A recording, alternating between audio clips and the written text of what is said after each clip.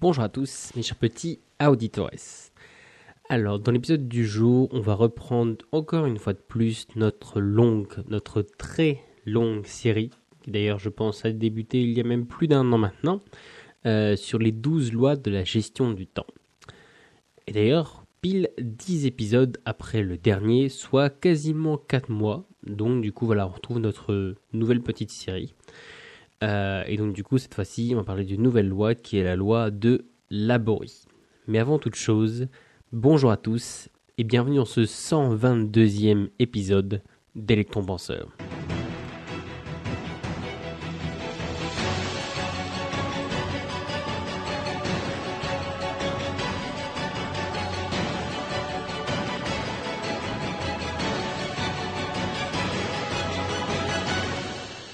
Bien. Une fois de plus, j'ai décidé de renourrir mon inspiration avec encore une nouvelle loi tirée des 12 lois sur la gestion du temps. Alors, cette semaine, on se concentre sur la loi de Laborie. Encore une fois, c'est une loi qui est très simple à comprendre, qui tient en une phrase, mais qui a de nombreuses applications. Alors, très simple, puisque comme je t'avais dit, elle peut toujours être résumée en une seule phrase, à savoir, si tu veux accomplir quelque chose de grand, commence par ce qui t'emmerde le plus. Alors oui, je sais, finalement, dit comme ça, c'est un peu vague, mais t'inquiète, je vais rentrer dans le détail. Et d'ailleurs, pour mieux rentrer dans le détail, pour bien comprendre, je pense qu'encore une fois, il faut aller voir qui est-ce qui se cache derrière cette fameuse loi. Et donc du coup, qui est ce monsieur Laborie ? Alors, Henri Laborie est un médecin français, oui, enfin un français dans notre liste, après pas mal d'anglais et un italien, je crois. Alors du coup, il est français, enfin... Il est né à Hanoï en 1914, mais Hanoï à l'époque ça faisait partie de l'Indochine française, au même titre que par exemple l'Algérie ou la Corse ou autre. Donc du coup aujourd'hui Hanoï, oui, c'est la capitale du Vietnam, mais à l'époque voilà, ça faisait partie de la France, donc d'un point de vue juridique, législatif, administratif, il est français. Alors donc, du coup il est né à Hanoï en 1914. Donc du coup, après ça, il vient faire quand même des brillantes études de médecine en France, à Paris, plus spécialement. Et il va faire progresser grandement la médecine à travers plusieurs grandes découvertes. La mise au point de l'hibernation artificielle, en gros le coma artificiel quoi, et le développement du premier neuroleptique du monde. Donc un neuroleptique, c'est en gros un médicament qui permet, qui peut être considéré comme une espèce de tranquillisant ou qui sert à lutter contre la folie. Donc du coup maintenant on s'en sert pas mal, par exemple pour soigner la schizophrénie. Donc du coup tu vois d'un point de vue chimie et médecine, le mec s'y connaissait un petit peu quand même. Et du coup en plus de ça, après, on va dire sa carrière vachement, on va dire d'un point de vue vachement concret, il décide de plus se focaliser un peu plus sur, on va dire, le comportement humain, plus la psychologie et les neurosciences. Et c'est d'ailleurs aussi en popularisant largement les neurosciences qui s'est fait connaître, parce qu'en gros, c'est lui un des principaux acteurs qui a vraiment un peu popularisé ce terme, même si maintenant on met un peu de neurosciences derrière tout et n'importe quoi, et ça reste encore un truc un peu hype. Mais en gros, c'est lui qui a plus ou moins introduit le sujet.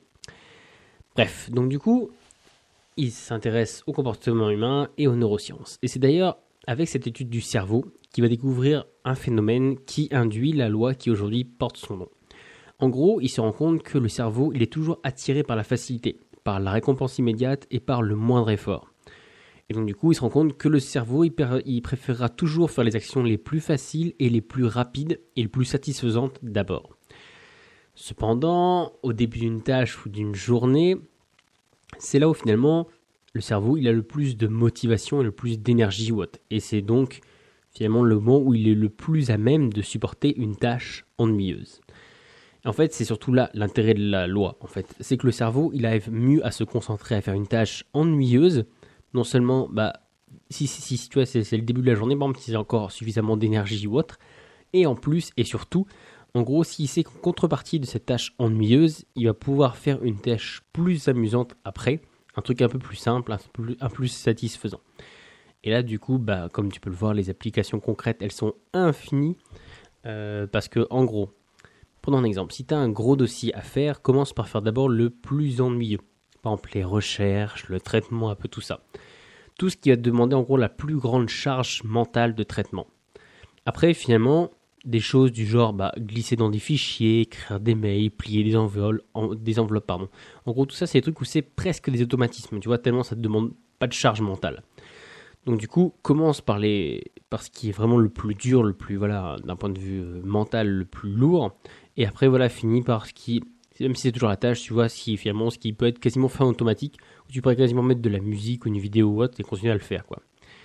Donc du coup, à côté de la dureté de la concentration que tu as demandé la première partie, ton cerveau finalement, il va percevoir la suite comme une récompense. Il se dira finalement, ce que tu m'as demandé au début, c'était tellement dur que, en gros, finalement, ça paraît comme une récompense tellement c'est facile et c'est automatique, quoi. Par exemple, prends ton exemple, tu dois faire, je sais pas, le ménage, la vaisselle ou de la maison ou un truc comme ça. Et commence d'abord par ce qui te plaît le moins ou ce que tu détestes le plus, au choix. Donc du coup, tu vois ce que je veux dire, c'est en gros de se dire que si t'as toujours, par exemple, tu prends une tâche, tu as toujours plusieurs actions qui se succèdent. Dans la mesure du possible, commence toujours par celle qui est la plus dure, celle qui va te demander le plus de charge psychologique ou qui te plaît le moins. Dans la mesure du possible, je dis parce que sait-on jamais, si par exemple voilà, tu faut que tu écrives un mémoire et que écrire ça te fait chier, mais que faire des recherches t'adores ça, c'est compliqué d'écrire si t'as pas fait les recherches avant. Mais du coup, dans la mesure du possible, essaye toujours de faire finalement ce qui te plaît le plus après et ce qui finalement te prend le plus de temps d'un point de vue psychologique avant. Et donc du coup, même moi, en faisant les recherches sur cette loi, je me suis rendu compte qu'en fait, je l'appliquais inconsciemment depuis des années. Parce qu'en fait, depuis tout petit, si j'ai plusieurs choses à faire, je commence toujours par celle que j'aime le moins. Et ça a commencé avec les légumes. Et oui, parce que comme tous les enfants, je n'aimais pas les légumes. Alors oui, des recherches récentes, je fais un petit aparté. Ça n'aurait pas été un vrai épisode d'électropenseur si je n'avais pas fait un aparté qui n'a rien à voir avec le sujet. Alors des recherches récentes, elles ont prouvé qu'en fait, c'est normal que les enfants n'aiment pas les légumes. Pas dans le sens il ne faut pas leur donner, mais en gros que de base leur palais ne soit pas développé pour aimer les légumes. Parce qu'en fait, c'est que de base, pendant l'évolution, notre corps, en fait, il se méfie beaucoup des légumes parce qu'il a peur d'être empoisonné. Tu vois, il se dit, il y a tellement de plantes et tout ça, il y a des trucs qui peuvent te rendre malade ou autre. Et du coup, dans le doute, ton cerveau et du coup ton corps, il te fait ne pas aimer un peu tout ce qui est vert, tout ce qui, tu vois ce que je veux dire, tout ce qui rappelle un peu tout ce que tu peux trouver trop dans la nature. Donc du coup, en gros, c'est juste parce qu'il a peur d'être empoisonné. En fait, c'est ça, si tu l'habitues suffisamment, après il se dit, ok, il n'y a plus de risque, et finalement, en fait, tu désapprends une espèce d'élément que tu avais inné, quoi. D'où la version des enfants pour les légumes. Voilà, fin de l'aparté. Et bien en fait, du coup, dans mon assiette, je commençais toujours par manger les légumes, parce que du coup, comme je t'ai dit, c'était ce que j'aimais le moins, un peu comme tous les enfants. Et du coup, ce qui a donné lieu à une curieuse habitude que j'ai maintenant, en gros, si j'ai le choix, genre si c'est pas quelque chose qui est en sauce, un truc tout préparé, si j'ai le choix, je mélange pas les aliments. En gros, genre la viande, les légumes, le riz ou autre. Si un jour, voilà, on mange tous les deux, tu auras le plaisir de voir que j'ai souvent tendance à manger genre séparément. Tu vois, genre d'abord la viande, après les légumes, après le riz ou un truc comme ça.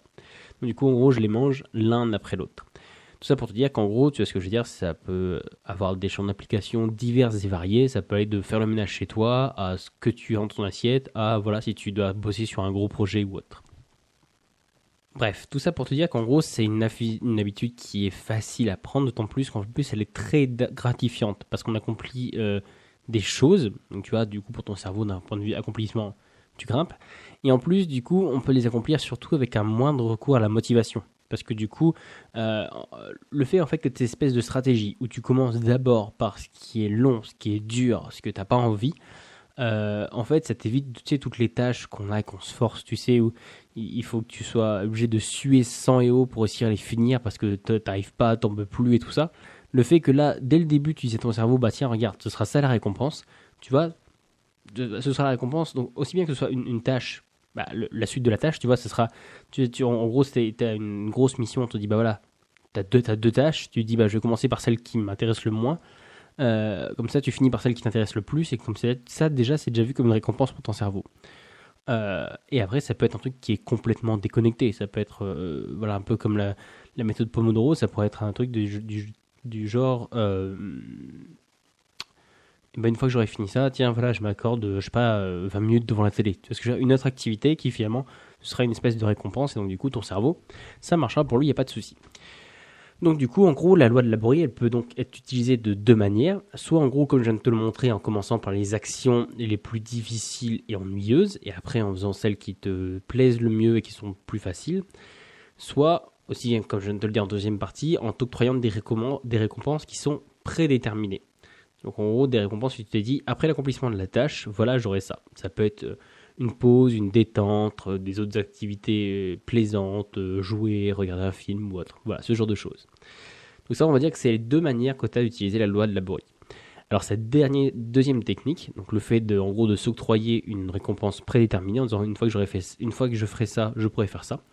En gros, elle peut s'utiliser un peu comme je te l'ai dit, la manière d'une méthode Pomodoro. La différence que dans une méthode Pomodoro, tu sais, c'est en mode tu bosses 5 minutes, tu fais 5 minutes de pause ou autre. Là, en gros, on attend que la tâche elle soit finie avant que tu prennes ta récompense ou que tu prennes la pause. Tu vois, c'est pas coupé, c'est pas intermittent. Là, en gros, c'est une récompense finale à la fin. Mais cette petite méthode, elle comporte un inconvénient majeur et terrible.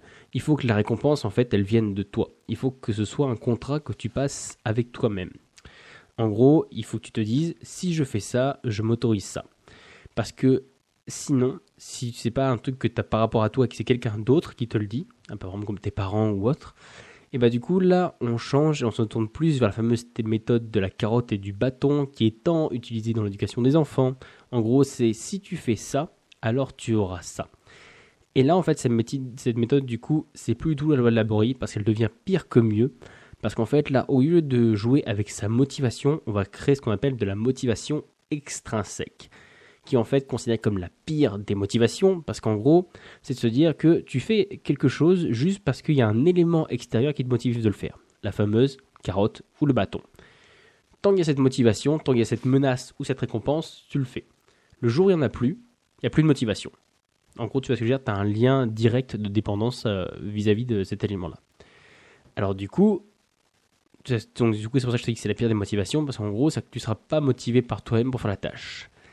Et c'est vraiment pas comme ça qu'on se prépare à vivre dans notre 21e siècle qui est rempli de distractions et de récompenses instantanées qu'on a juste dans la poche avec le téléphone par exemple. Donc du coup voilà, il faut que cette vision action-récompense, elle reste intrinsèque, donc du coup qu'elle soit vraiment de toi vers toi. Donc du coup tu vois que ce soit une espèce de contrat entre toi et toi-même. Voilà, c'est vraiment l'idée. Il faut vraiment pas que ça vienne de quelqu'un d'autre qui te l'impose, de dire bah voilà, une fois que tu auras fait ça, tu auras le droit à ça. Parce que là, du coup, c'est pas du tout la loi Laborie, c'est juste, voilà, la carotte et le bâton. Et c'est pire que mieux, parce qu'en ces cas-là, ça marche pour, on va dire, quelque chose de provisoire, tu sais. Je saurais même pas dire, je sais pas, imaginons que tu fasses une compétition, que tu aies par exemple le bac, voilà. Et on te dit, voilà, si jamais tu as le bac, imaginons que ok, je cherche vraiment dans quel moment ça pourrait te servir. Si imaginons que tu détestes vraiment les études, que tu te dis j'en ferai jamais derrière. C'est un truc que vraiment j'arrive pas à m'asseoir sur un banc et tout ça, ça me rend fou. Moi ce que je sais pas, je vais être mécanicien, je vais être paysagiste, je vais être dehors au contact du concret. Et là du coup à la rigueur ça pourra avoir du sens, tu vois, la méthode de la carotte et du bâton. Si par exemple tes parents ils te disent si t'as ton bac, je sais pas, on t'achète une voiture, on te paye un séjour avec tes potes ou autre. Parce qu'en gros, là, du coup, ça va faire un shot de motivation juste pour un élément. Mais en fait, là, plus ou moins, ça n'a pas d'importance dans le sens où cet élément-là, il se reproduira plus, du coup. Parce que tu n'auras plus jamais besoin de repasser des examens. Tu n'auras plus jamais besoin de retravailler d'un point de vue écrit ou autre. Du moins pas si c'est ton projet.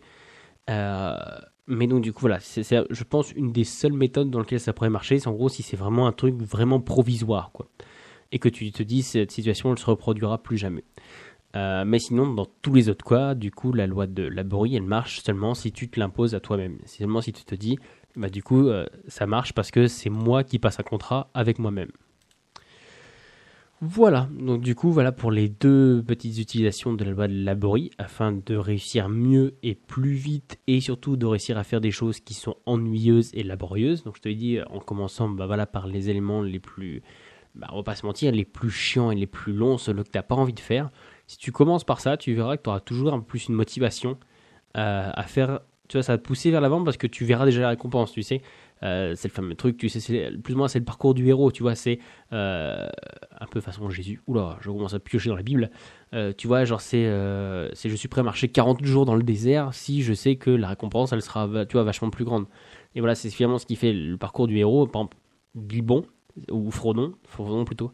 Frodon, c'est en mode, bah voilà, je suis capable de traverser, de sortir de chez moi, de mon petit confort, de traverser le monde entier, de risquer ma vie, de finir avec les pieds dans un sale état, surtout les pieds.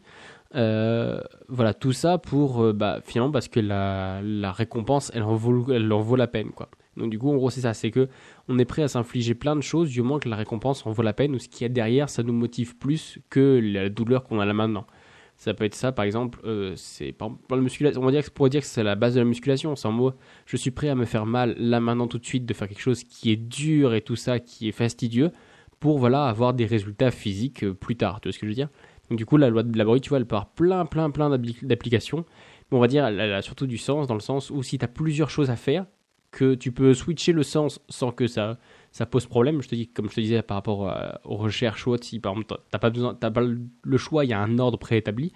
Mais si tu peux changer le sens, arrange-toi toujours pour que le truc qui soit le plus long, le plus dur et ce que t'aimes pas, ce soit toujours la première chose que tu fasses. Pour qu'après, du coup, ton cerveau, il voit tout comme une récompense, quoi. Voilà, bah du coup, c'est tout pour cet épisode 122. J'espère qu'il t'a plu. Comme toujours, n'hésite pas, Facebook, Instagram, Tumult, mail ou autre, si t'as des questions, des choses que tu voudrais que je parle ou autre, des sujets qu'il faut qu'on approfondisse. Du coup, moi, je te remercie de m'avoir écouté et je te dis à la semaine prochaine pour un prochain épisode. Ciao!